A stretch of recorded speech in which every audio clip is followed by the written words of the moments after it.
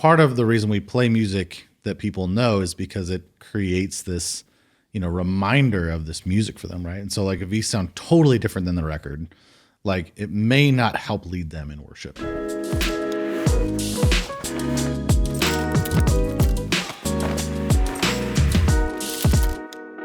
Hey everyone, welcome to the Gear Follows Vision podcast. My name is Deron. We're here to talk about how your church's audio, video, and lighting systems should serve your church's ministry and not the other way around. Today I'm pumped to have Jesse O'Brien with us. He's the audio director at Red Rocks Church. And normally I let you say your own backstory, but I would like to share my perspective because we've known each other a couple of minutes now. I'm excited. So I started working with Red Rocks when they were in the creepy theme park. Then they moved down to the creepy dinner theater. And then at some point they're like, let's put a broadcast audio room in upstairs.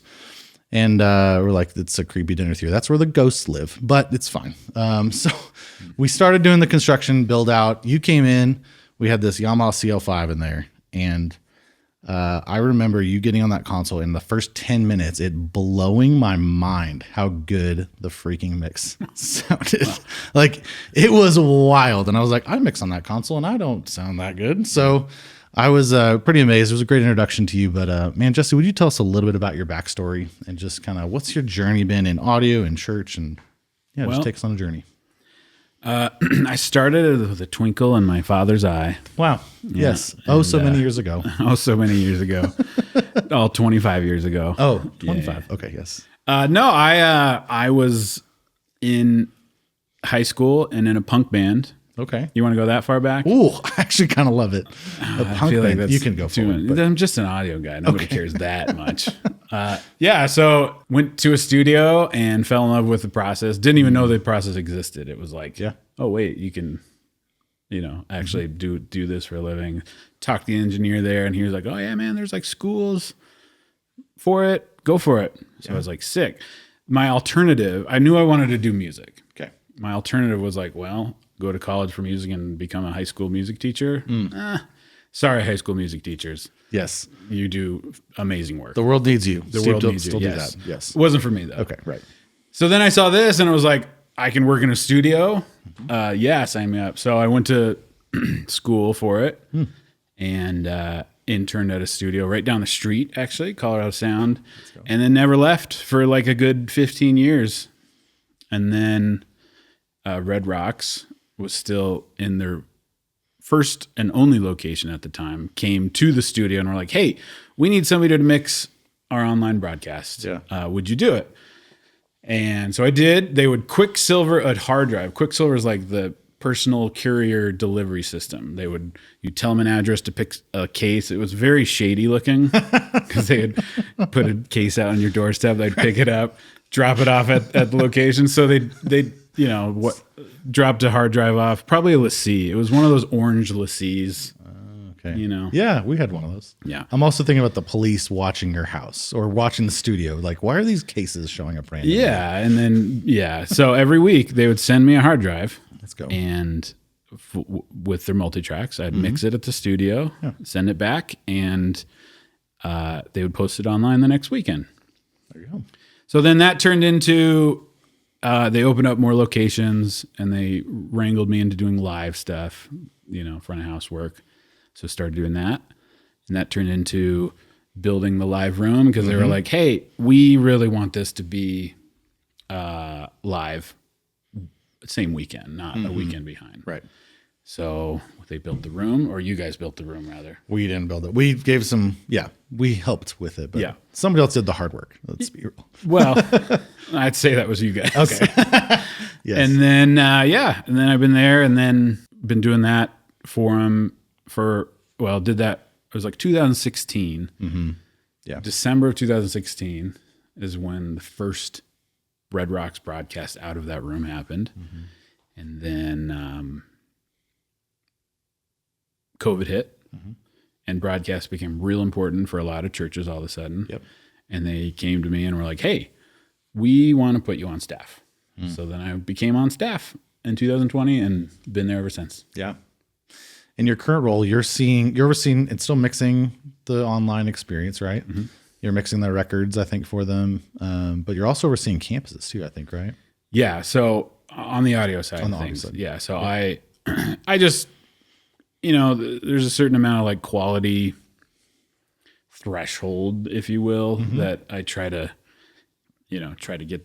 get up to the best I can at every location, so that when you go to one spot over the other, there's not a drastic change in quality and sound in general. Yeah. Talk to me about that, because like as a studio, engineer, right, you're mixing these records that, most people have heard at this point.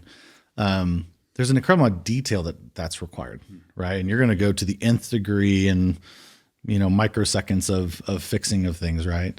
But then on the live side, you can't go that far, right? So talk to me about that journey for you. Was that an easy transition of like, I'm not going to try to micromanage every single live detail? Or was it like, man, let's see how far we can push the detail and the fixing? Well, I originally turned down when Red Rocks came to me. They were like, hey, we're opening up a new location. We need a live sound guy. I was like, I'm kind of a studio guy. I had only done studio at that time. Sure. I never done a live show at all, really. So I turned it down. I was kind of like, it's not, I'm kind of a studio cat, but they kept bugging me and were like, hey bro, we have it set up just like a studio. The drums are isolated. The guitar cabs are isolated. The only thing live on stage is vocals and bigger speakers. So I was like, all right, sure. Let's do it. I was in that location. I wouldn't have described it as, that was some really good marketing, I feel like, to say this. Whatever they did, they got me. I very quickly kind of fell in love with it. And I think the reason why was because the pressure is different than a studio. In a studio, you're kind of responsible for all those details of every note. Well, depending on genre specific, but notes are tuned, performances. It's like, no, do it until it feels good and sounds good. And the notes are correct, right? We're live.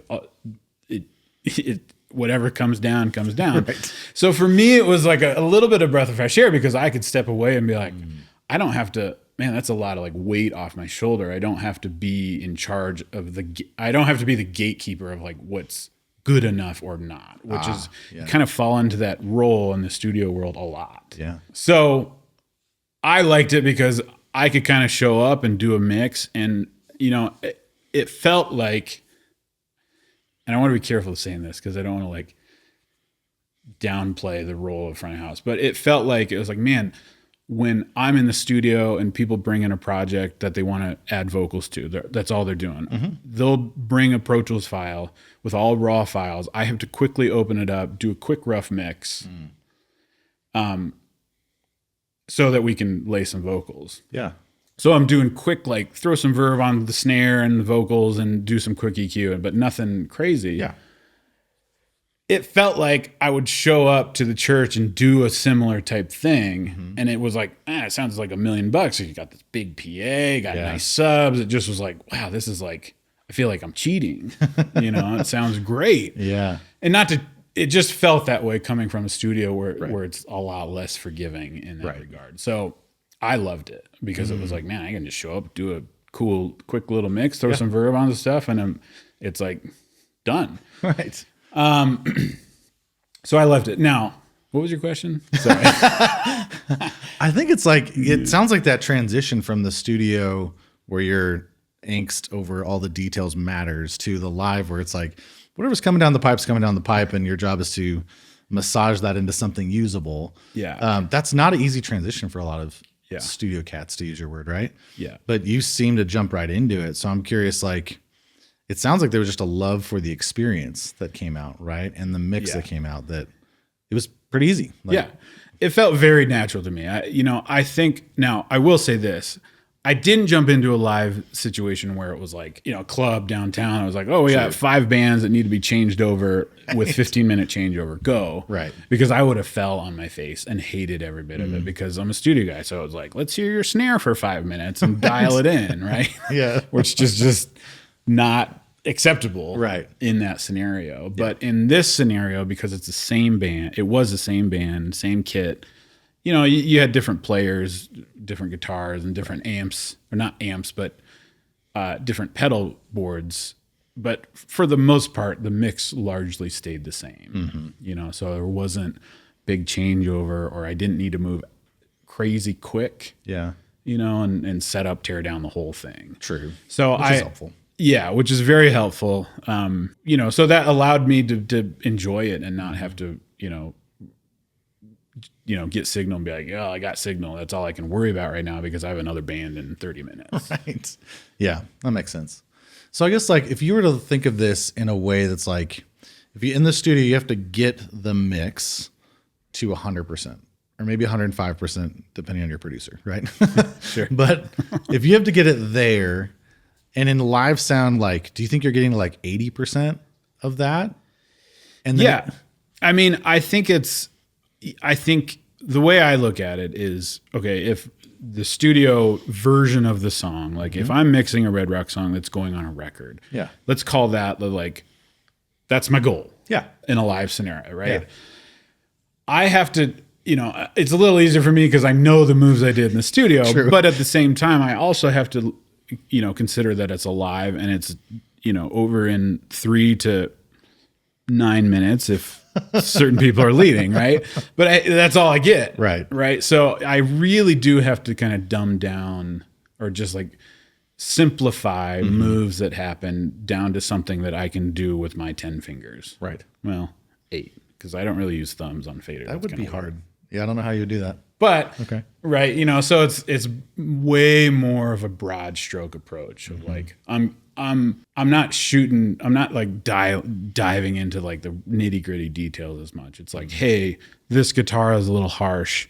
Am I going to sit here and tweak on it with a bunch of notches, or it's like, I'm just going to carve a little top end out and call it good and move on because there's probably another move that needs to happen that's probably a lot more important than making that guitar perfectly not harsh, but present enough. Yeah, getting your lead vocal to sit on top. Yeah, it's probably more important. So I think it's a live is more of a game of like prioritizing what details to chase and what details to let go. Yeah, and I think that's a really important thing that I learned coming from the studio. Like, what can I do in an overarching broad stroke way that's going to encapsulate what happened on the record or what this band is trying to do. Yeah. And I'm not spinning my wheels too much on anything more than that.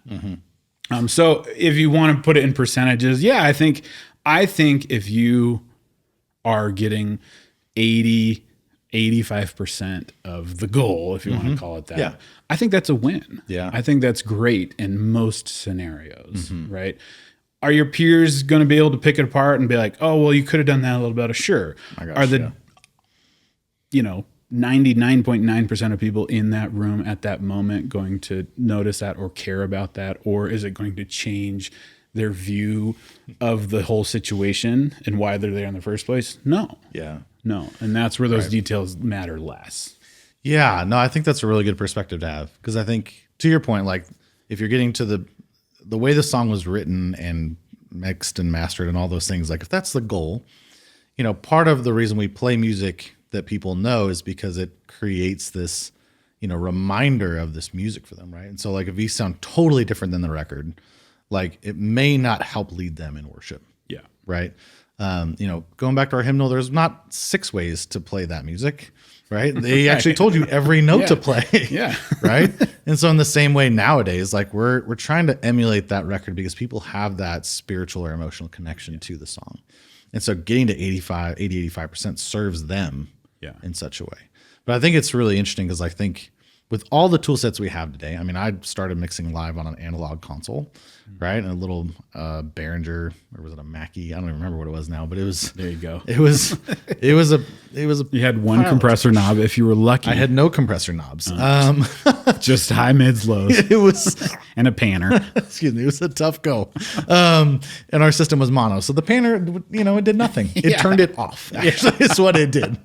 But even out of that, like I had to make it sound somewhat good. Like it had to help people connect and worship. And I think knowing today we have all these tools at our disposal, every plugin you can imagine, there's this whole trend towards outboard gear that does make things sound better. Don't get me wrong, but I think people are chasing sometimes that last 10 to 15% that if you can, awesome. Like if you're set up to do that, you're a single site church, and you've got a full-time staff guy, like chase it. Like I actually think excellence is a huge value, and getting that last 10 to 15% is a beautiful offering to God. Yeah. At the same point though, I think you're finding a balance of like, not only does your mix need to sound incredible, but you're influencing now 5 other engineers. Yeah. And so maybe chasing that last 10 to 15% may not have that ROI.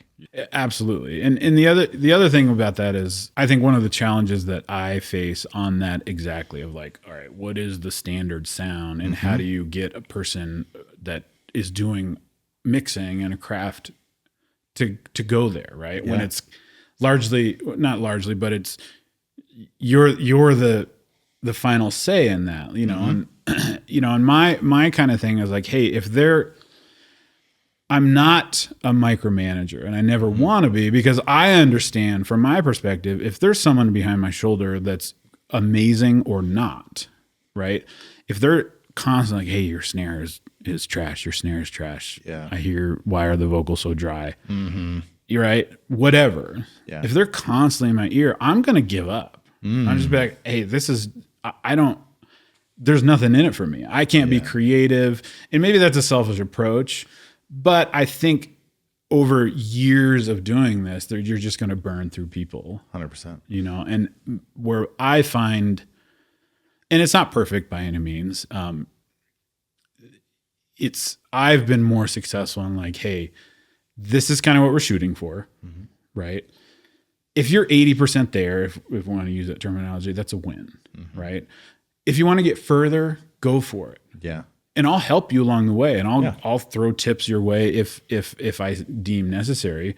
But I want you to get there, right? And I want you to find that, and that takes years. It's not something that you're going to learn. It's not something that I'm going to say that's going to like shift something in a week's time or a month's time. Right. It's going to take multiple years of you getting used to the room, woodshedding on it, getting better at your craft. And that takes time. And I'm fully aware of that. Right. So that's where I kind of back. I'm like, I'm not going to push him to chase that last 10%. Right. Because that's a disservice to him or to that person. They're not going to enjoy it as much, which means they're not going to be as invested, which is going to change the chemistry of the room too. And you talk about the interaction between production and worship, right? That plays into it too, because if I walk in and I could pick apart, we'll just say the snare drum, because that's what everybody likes to pick apart. If I could pick apart your snare drum, but I see you worshiping with the band up there, and the whole room it's a contagious thing. It's a contagious thing. That's more of a win, and I'm going to shut my mouth, because that snare drum means nothing at that point. It's good. Yeah. No, I agree, because I think we're doing something much bigger than just what's coming out of the speakers. Yeah. Right? There's something very beautiful about, getting people to a place where they can worship through what they're doing, through their craft, right? Not worshiping their craft, right? But saying like, I'm part of this experience too, and I'm connecting with God in a certain way. Yeah. That's more of a service to the room than how good your mix is. Yeah. I did talk to a volunteer one time. Maybe you'll yell at me for this, but I'll say it anyway. I did talk to a volunteer one time because he was mixing in front of house. It was a very large room. And he had both hands up like this. And I'm like, how are you serving and mixing when you gotta do I didn't look for a foot pedal. Maybe he had like a volume foot pedal going thing. I don't know, but I was like, man, I said the same thing though, like, because he was a volunteer. Yeah. Right. And he worked at a mechanic shop during the week. Yeah. And honestly was one of the best mix engineers we had as a volunteer. Yeah. And so for me, it was like, man, I love your worship. Let's find ways to let you have that moment. And so if that means when you're serving, like, I'll take part of rehearsal so you can just be in the room, or do you want to just sit for a service? And so like trying to find ways for you to engage in this as well. But also like pastor was coming on stage and your hands were up here. Like, yeah, that ain't going to preach. You missed a pretty big cue. Right? Yeah. And I think that's like, I think that's part of it though. It's just like a worshiper on stage, right? That's playing the guitar and, gets struck by the Holy Spirit. Like it's, there's times where he walks away from the guitar and like, that's okay. Yeah. That's what we're all there for. 100%. If you're doing it every service, right, there is a certain role that you kind of have to play. Oh yeah. So yeah, I love that. Yeah.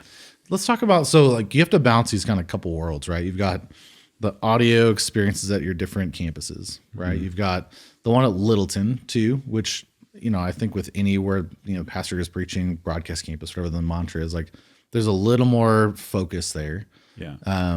And you've got the online experience. So you're kind of dabbling in a bunch of different roles there, right? Yeah. So talk to me. I'd love to hear just a little bit more your approach of like, man, when I'm thinking about broadcast, like how do you flip between that mindset of broadcast and walking right downstairs into that other experience? Like, is there anything that helps you make that switch? I've been doing this for a number of years now that I have learned my hearing system, right? I've learned, I'm very familiar with how I hear and how I adapt to different environments, right? Because that's in the studio world, that's like all it is. It's like you're mixing in the room. How do I translate it to another room? How do I, right? And so you're very aware, and just ear fatigue of like, how can I get through a 12-hour day and not destroy my ears, right? So you get very familiar with the hearing system. And I'll be honest, one of the big, not red flags, but mistakes I see a lot of people make is they walk into a room and immediately make a judgment call. Within the first 30 seconds, they're in that room and they're like, I don't like the snare. I don't like the vocals. And it's like, bro, your hearing system is a muscle that warms up and gets tired and gets fatigued. And when you walk into a room, you're not being fair. Yeah. You're in your process of making a judgment call that early. Because even if you make the judgment call, you've automatically convinced yourself that that's a problem. If I can jump on a soapbox with you for a moment, if there's a little bit of room for me, holy crap, most of the time those judgment calls are made in the freaking aisle with a concrete floor. Yeah. And they're like, it's harsh here. I'm like, yes, because you're hearing it twice. You got a big mirror that you're standing you got on. a giant comb filter affecting everything you're hearing. Yeah. Even if that aisle is carpet, it's still affecting it. So step in the seats where the people are standing. That's where you can start to understand the experience we're creating, and adapt to your environment. Like if I go from the broadcast room, I'm used to hearing my mix a certain way because I've been hearing it through rehearsal or whatever else, right? For an extended period of time. Yeah. So immediately, if I walk into an environment that doesn't sound like that, initially I'm going to be like, this is wrong. Everything's wrong about it. Yeah. Right. And no, that's not the case. It's just different. So sit in it for 5-10 minutes. You'd be amazed at how well your hearing system adapts. And then it's like, oh, those things are not as offensive, nearly as offensive as I initially thought. Right. And that's, I think, being fair to, if you're in that type of position, being fair to your guys, like, and, I'll walk up to the front of house booth and, because I'm in the role I'm in, a lot of times they can know me now, but a lot of times they're like, what do you hear? What do you hear? What can I change? I'm like, give me a sec. Yeah. That's unfair for me to like jump on and start critiquing right now because my ears haven't adapted yet. Right. Yeah. I find, I help sit in a bit of a producer role when I mix it at my church. And because they'll always ask me like, any notes from upstairs? And I find that like, if I sit on something for a minute and I can't remember it, it probably wasn't that important. Yeah. Right. And so like, yes, maybe I could nitpick that person like, oh, I need to tell them that. But if I don't remember it after the song, I'll be like, no, I think we're great. Not worth it. Yeah. It's because it's not worth it. Because it probably is preference. And I think that's partly what you're teeing into here is there is so much preference in this world we live in. It's so subjective that if anybody, I'm at a place where it's like, if anybody tells me it's wrong, I'm probably not going to listen to you. But if they're like, hey, can I give you a different approach or a different perspective on this? I'm going to open up and say, yeah, man, I would love your perspective on this. Yeah, I think it is. It's one of the most subjective things. It's an art. That's why it's, it's an art because there's no right or wrong on, just look online. There's a bajillion people that are like, do your snare like this and you'll be golden, right? And they're all different. Yeah. So which one's right? Well, they're all probably right in a situation, so yeah, understanding that subjectiveness, I think is very important walking into the room in my scenario where you're kind of in charge of a sound, right? There are some guardrails and are some lanes that we have to kind of stick in.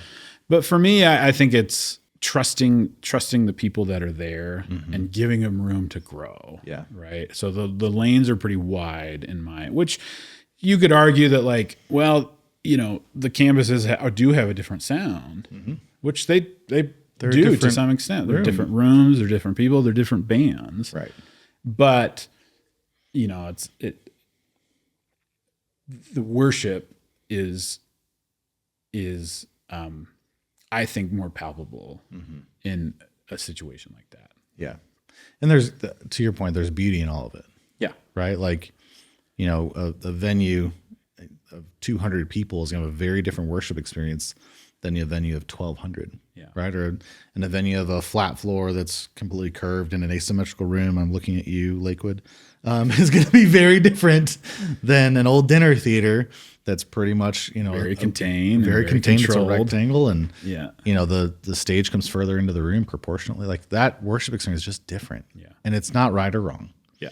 It is just different. So, well, talk to me about this. Like one of the trends that I'm going to air quote trends because everything's cyclical. It does. Right. Comes back around. Oh my gosh. It started, I remember when Andrew Stone was talking about doing broadcasts from front of house. Right. And his stuff sounded incredible. And he put a lot of time and effort into that. Yeah. And then I feel like there was a trend of like, okay, COVID, broadcast rooms. It started before that for sure. But now I feel like we're going back to this, like, no, let's just do it from front of house and make front of house sound really great. Yeah. So I'd be curious your perspective on that. Cause I don't think you're saying, I know you won't say there's a right or wrong, but how are you managing that tension and what's your perspective on it today? Yeah. My opinion has definitely shifted in the last 5 years. Not to bore you with history, but part of the gig that I had at the studio when I worked at, we had a recording truck, which was a box truck with a full blown console. And, we'd show up to a venue and plug in and record and or stream live. Yeah. Right. So that was part of my studio background, and we did a lot of shows out of Red Rocks, was just that broadcast, which is maybe where I got some of the chops from. But so I was very team separate room, broadcast room. You need a separate guy. You need a separate mix that translates to phones and TVs and whatever else. And the front of house is just for the room. It doesn't translate very well.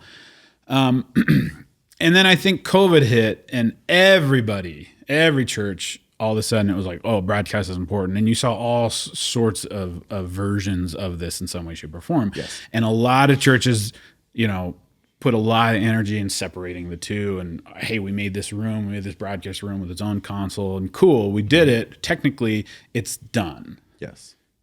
Talent-wise, it's hard. Yes. It's hard, right?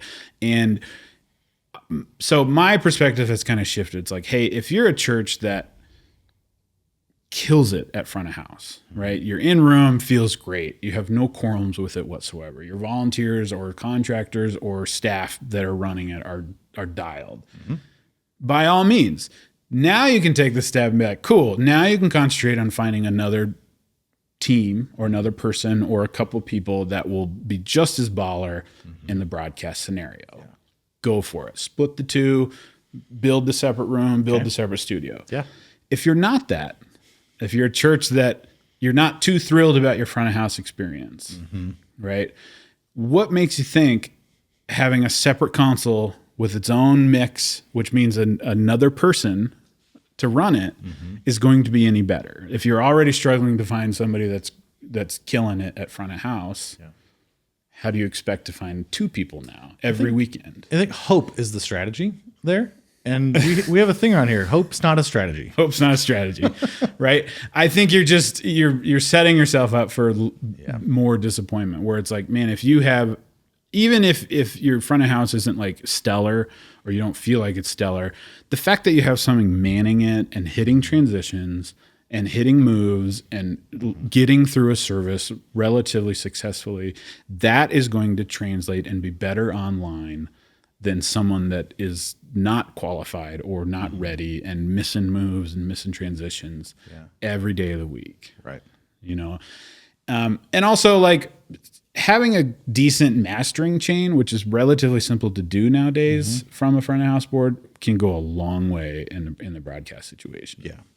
Yeah. Especially if you can group out different things on your console, right? Like, I think when we talk to the 80% of churches who are doing this, right? Like they have a decent console with a decent amount of groups and whatnot, right? But I mean, if you're on a DM7C, right? Like where you don't have the ability to group some things, then it gets harder, like in my mind, right? But I think there's a lot of truth in that. Like even when Red Rocks came to you, like they knew a guy who has lived in this environment and can make these incredible mixes for them. And so then putting you in the room that set you up best for success in that moment makes a whole lot of sense. Yeah. Right. It's not like they pulled Joe Schmo who drives Amazon, not UPS. They were not picking UPS. FedEx driver, right? Like picking up the FedEx driver and throwing him in this Pro Tools rig, and now he has to manage, first of all, the most crashing piece of software on the planet outside of ProPresenter, probably. And I still use it. And I'm glad you do. I don't. Command delete is what I do with Pro Tools. But like expecting him to manage that kind of a situation it's not setting them up for success. They get frustrated and burnt out. Or you find the unicorn that's like, oh no, I really want to do this. But good luck finding more than one unicorn. Yeah. Yeah. And I think that's a hard reality. Now, the other side to that, back to the chasing 10% thing. Yeah. Right, is there's a certain amount of quality or lack thereof that you need to learn to accept. That's going to come from running your front of house mix as broadcast, right? But I think the important thing with that is knowing your limitations and being okay with those limitations. You know, with the ability to push it in a healthy way. Yeah. Right. But if your online mix you feel is like 60%, if you're trying to shoot for 100%, that's unrealistic. That's just unrealistic. Yeah. Right. Shoot for 65%. Get there. Yeah. If you get there, cool. Shoot for 70%. Right. Right. Take these small steps that will help. It won't cost you a bunch of money. Right. Right. You're not dumping your whole pie into something that you're not ready for. Yeah. No, that makes sense. And I think again, with, a decent mid-range console, like you can do some things that help you chase. I think of, Maverick over at Flatirons, like he's running front of house, or broadcast from front of house. And as the front of house folks there, right? Well, we're doing a couple little moves in service to manage it, right? Whether that's pushing crowds, pushing up the pre-service, right? There's a couple things to make it feel custom tailored and give the online the experience they have. But also it's not a huge lift. At front of house with the way he has it set up. So kudos to him. And you can pull up his mix and it sounds great, but it's also taken him, a while to get it dialed in because that does take effort. And he's been able to sit in that room for years now and really learn the room and learn how it translates. And that's what makes those situations really successful. When you see online, you get these guys that are like, man, their front of house mix is just like baller on broadcast. It's that's not, they didn't jump in and just do that, right? No, they sit in that room, they work there, they're dedicated to that. Yeah. Right. It's not the Amazon driver that comes in once every 2 months that's doing that. Right. But that's being just be realistic with your ability. I think it's also partly like, what is your church's vision for the online experience too, right? Where some large churches, and Red Rock's part of it, it's a whole different experience for people. It's intentionally crafted for that. It's not just like, what I would say, like the back door for the church members who are skiing that weekend. Yeah. Right. Like put a little less effort in that front of house, driving your front of house to broadcast for the people who are already bought into your community is very different in my mind than like, no, this is our God Behind Bars ministry that's listening to this, or this is our, shut-ins or whoever that is. That's a very different piece to me that requires a different kind of implementation. It does, and you're totally right with that. If your online is a major part of your ministry, your church's ministry, put that effort in and find the people to do it really well. But if it's, for the 10 people that didn't go to church that Sunday, like they will understand. It's, it's not as big of a deal as you might think, as you think it is, that it's not like dialed perfectly. Yeah, it's good. Well, I want to talk about one more thing before I let you go. I would love to hear, because I know we've talked about this quite a bit. Like there is this simplicity, complexity. It's kind of related to the 10%, but like simplicity, complexity, and live sound. Yeah. Right. Like how much are you driving towards that simple kind of workflow versus a complex workflow? Oh man. This is going to start some fights. Well, I am team simple all day long, whether it's on tour, whether it's live in room, whether I'm the only one mixing in that room ever, or a team of people are mixing in that same room. Simple is just always better. And I think it's focusing your priority on different things also. I think, a bunch of people have always talked about this. There's that wall between worship and production, right? There just kind of is, right? It's two different thinking type people that are in those roles. You have creatives and you have more analytical typically, right? But breaking that wall down just is such a beneficial move for churches, and it helps, in the production world because of one simple thing, communication. And it's just like, even in the studio, even on Red Rocks Worship, like studio albums, you see some of these guys that have these like wildly complex, I'm routing this and then side chaining this, and then I'm multi-banding with the side chain of the vocal to the synths because right? Like, it's just like this wild cacophony of routing schemes that sound cool and impressive. But on Red Rocks like worship stuff, I have a snare bus, a kick bus, drum bus, and then everything else goes straight to master. That's it. That's simple. That's easy to troubleshoot. If I want to uncompress something, I reach for one compressor, not 5 that I have that all influence each other. Yeah. Right. Because I need to move quick. I need a good compressor that works well, but I can grab quickly. Right. And that helps you achieve that broad stroke mixing approach where it's like, hey, I just, could you get slightly better compression if you chain some stuff together and, do series compression? Maybe. But you know what? I can compress something harder or less in the moment right there before the next line hits. Right.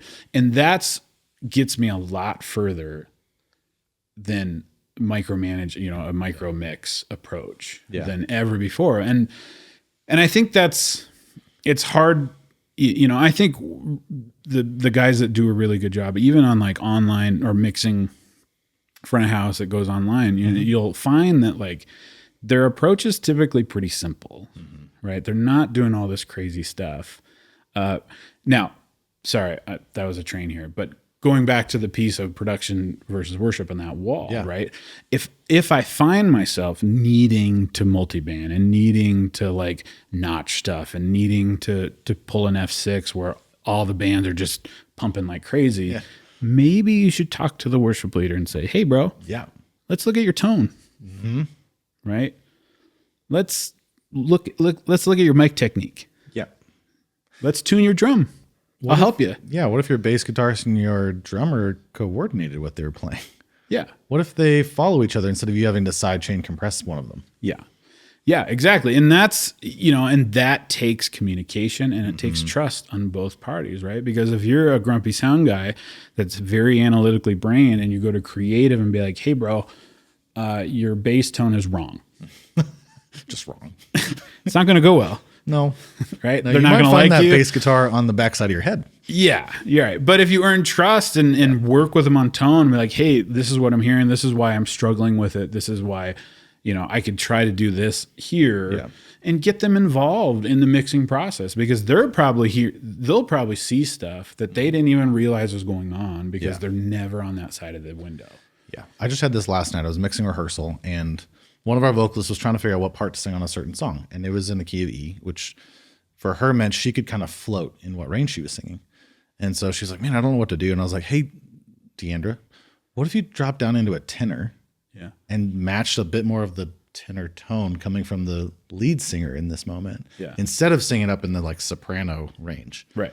All of a sudden now I have to like bury you because you're distracting to the actual lead. exactly. I got F6 taking her 3K down like 12 dB. Right. Or, right? Like, and it ended up being better. Like, now, was it the right choice? Could it have been different? Absolutely. But it was communication that resolved it so much faster and more effectively Yes. than just what technology can I throw at this problem? Yeah. Right. And then your mix gets out of control and so complicated that it's hard to manage and hard to maneuver in it. I think Lee Fields, he did a thing just recently where he mic'd a whole kit with 57s. Mm-hmm. You can get a darn good drum sound with just 57s. Yes. But the drums are dialed, they're tuned really well. Yep. They're played really well. Yep. Right. Mm-hmm. That's what gets good tone. And that goes for every instrument, every singer, every keyboard, every guitar player. Right. Yeah. So break that wall down and get on the same page. I've consulted for a number of churches and they come to me and be like, hey, we want our sound to be more like whatever, right? Mm-hmm. Our sound struggles, whether it's online or in room or both. Yeah. And I'll go and do the thing and like, I can build you a template that's decent, right? Yes. All day long, right? But what inevitably happens is like, well, you have, and sorry if you're an older generation, I'm pretty old, so I guess we're getting there. It's fine.